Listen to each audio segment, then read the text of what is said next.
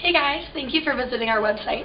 Today we're here at the Atmospheric and Oceanic Sciences building here on campus, and we're going to try and get a closer look on climate change and how it's specifically affecting our region of South America. Now there's so many scientists in this building who have dedicated their lives to climatology and global warming and what's going on with our planet right now. So we're going to see who we can run into and what kind of information we can gather about South American climate change.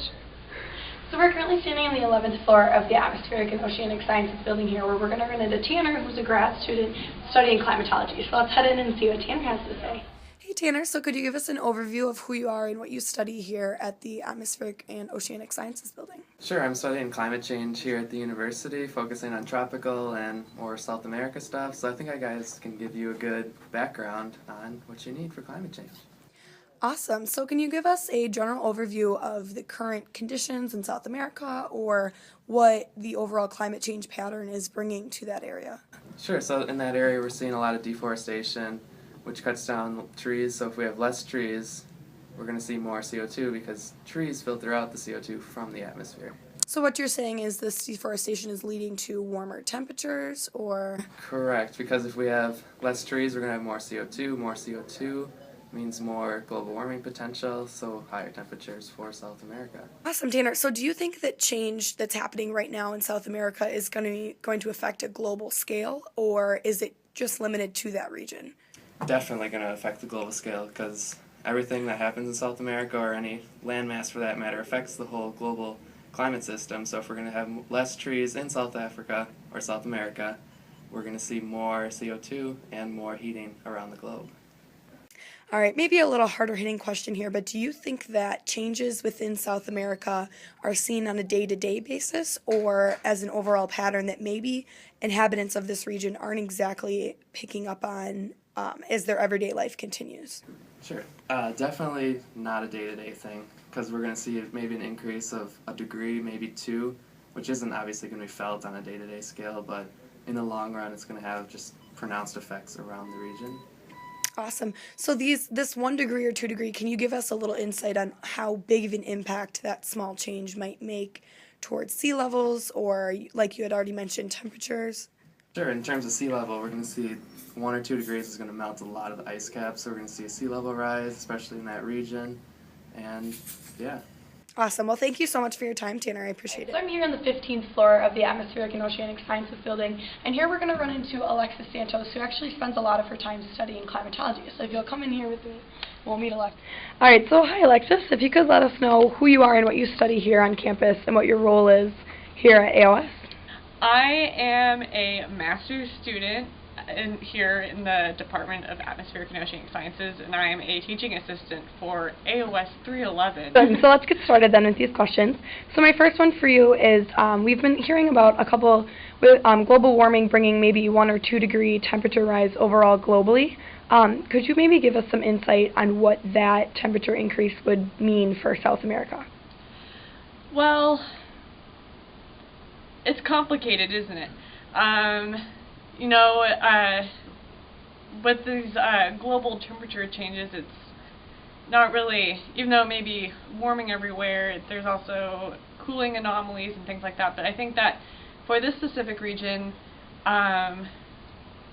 it just depends on how the different, how the water cycle is going to be impacted in this region, especially with deforestation and how that impacts locally versus the large scale. When you have more water in an area, so with increased warming, that yields a higher capacity to hold more water in the air. And with that, it becomes more humid, and this is just to a first order. And so water vapor is a very, I can't think of the right adjective for it, but it's a very strong greenhouse gas. It's probably the strongest greenhouse gas. And so it's able to retain and release more heat back into the atmosphere. And so that can have a positive feedback upon the South American region. I heard you mention the word locally. Do you think that inhabitants of South America are going to experience this climate change on a local day-to-day level, or is this something that they might not see in their everyday lives and therefore might not think is a huge deal? I think it depends where in South America they are. I think especially near areas of deforestation, they're going to find where you have local changes in the climate. So with deforestation, you're going to change the boundary layer of the atmosphere, and so with that, you're going to perhaps increase the albedo, so there's going to be more heat retained in the soil and then released back into the atmosphere, so it could be warmer there. You know, you could also increase droughts in the region, or if the water cycle, if there's more water in the air, then it could just be really hot and just be really humid all the time, and maybe they'll get some rain. So it just it depends locally and on a large scale. There's going to be different trends. Awesome. Next, we're going to hear from graduate student Daniel Knuth. Now, we're up on the 14th floor of the Atmospheric and Oceanic Sciences building, and Dan has a lot to say about politics and science that both go into climate change and how we can analyze that for the South American case. All right. Hi, Dan. If you could let us know who you are and what you study here on campus. Yeah, my name is Daniel Knuth. I'm a second-year graduate student in the Department of Atmospheric Sciences. My specific area of focus is numeric modeling, which goes actually a lot into climate change. Awesome. So could you give us a general overview of your professional opinion of what's going on with global warming, climate change, and where our planet is headed? Sure. So right now we're at the point that climate change shouldn't even be a debate anymore. For every one paper by scholars that suggests that climate change isn't real, there are 15,000 saying that climate change is real. And the problem is in the media, we give both sides an equal amount in the debate, when in reality we should be giving 15,000 times the attention to climate change, but that's just not the case. Awesome. So our specific region of study is South America, and it's a region dominated by rainforests. If you could tell us what that specific region is going to face in terms of climate change in these global warming models that you study. Sure. So one of the biggest things that the South American rainforests do is act as a carbon sink.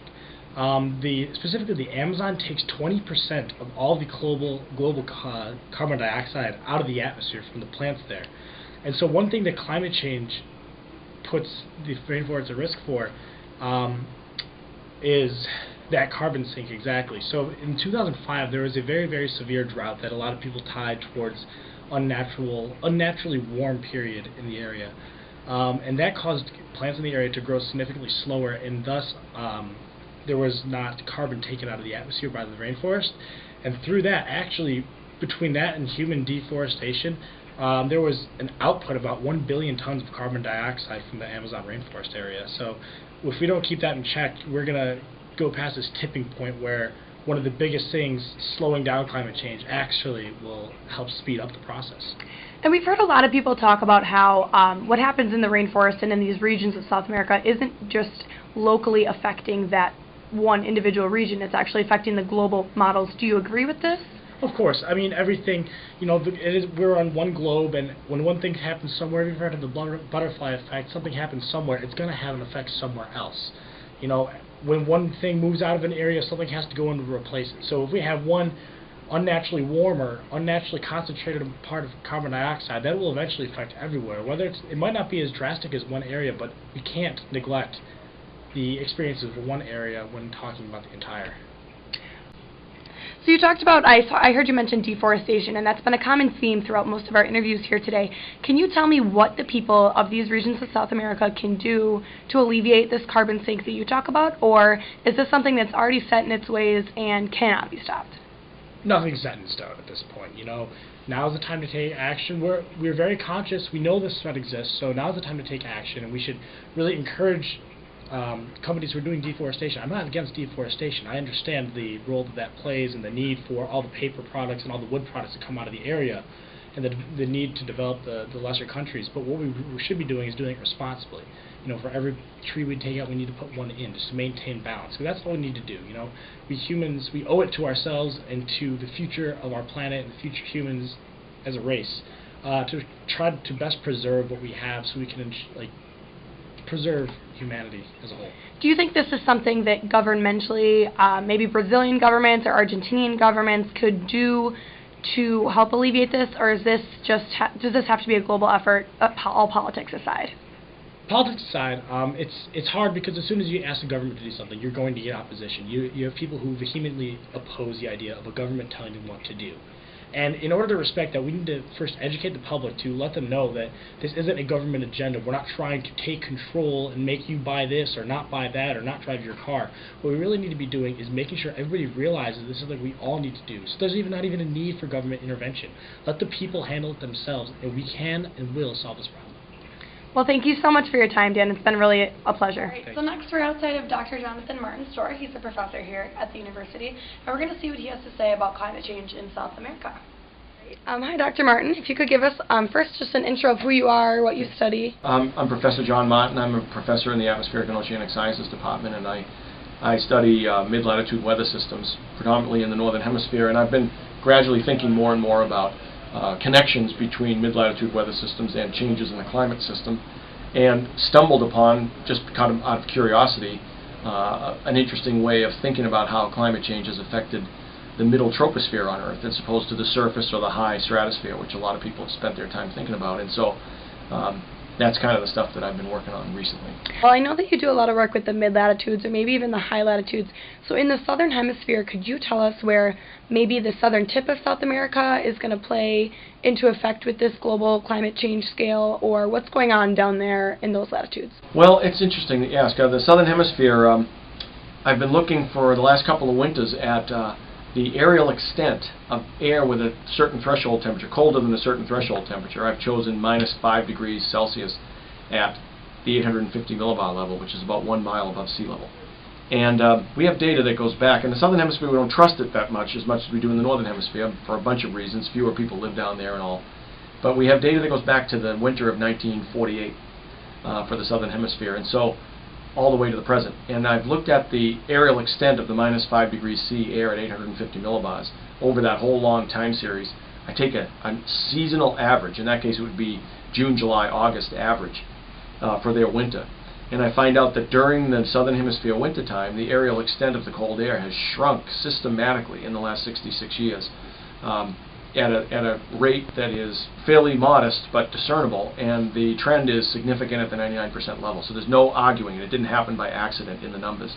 And that testifies to the fact that there's really no way to explain a shrinkage or a contraction of this cold pool except by retention of extra infrared energy by the atmosphere. And the only way that has been able to happen is by increases in greenhouse gases.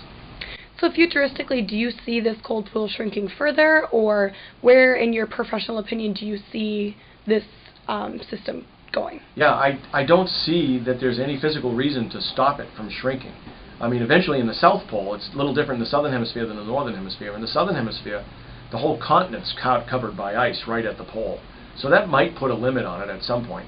Currently, the skirt of the -5 air in the wintertime is far further north than the northern coast of Antarctica. But so maybe there is a limit just because of the continent itself being shrouded in ice, but we won't approach that limit for a while anyway. But until we do hit that, if that is in fact a limit, I don't see any reason why it won't continue to shrink towards that limit, because the more infrared energy that's retained in the atmosphere, the warmer the atmosphere is going to be, and this is just one manifestation of that fact. So anthropogenically, do you think inhabitants of regions like, let's say, Chile or Peru could do anything to change this shrinkage, or do you think it's already set in its ways? Well, that's a good question. The atmosphere is really homogeneously mixed, and so where this carbon dioxide and other greenhouse gases come from, the anthropogenically forced ones, where they come from is not as important as how much is being spewed into the atmosphere. So, because it gets mixed up really well, but places like Chile and Argentina, which are closer to the southern hemisphere cold pool extent, probably don't contribute that much to this problem to begin with. And even though they are local, the local contribution they do make is not really the thing that drives this long time period change. It's more that the overall mix of the atmosphere by the ingestion of all of these different chemicals from all over the globe. So with that, you could maybe make the connection that deforestation in the Amazon, which is the northern part of that continent, could also be playing into behavioral cycles at the bottom, near the bottom. Without question, that's possible. When you take the forest and the Amazon out in a significant way, then you take away a mechanism to fix carbon from the atmosphere into the biosphere, and as a consequence, there's more carbon dioxide available in the atmosphere. And as I say, it's well mixed. You don't find that the fraction of carbon dioxide is is greater than just a couple of parts per million over the Amazon rainforest than it is over the remote ocean, because the atmosphere is so very well mixed up. So especially over, interannual averages like the kind I'm talking about, there's not going to be any regional significant impacts. Awesome. Well, thank you so much for your time. We appreciate it. You bet. Thank you so much for visiting our website. I hope you learned a little bit about climate change and global warming today from all the sources that we talked to, and how it really does play a key role in South America as a region.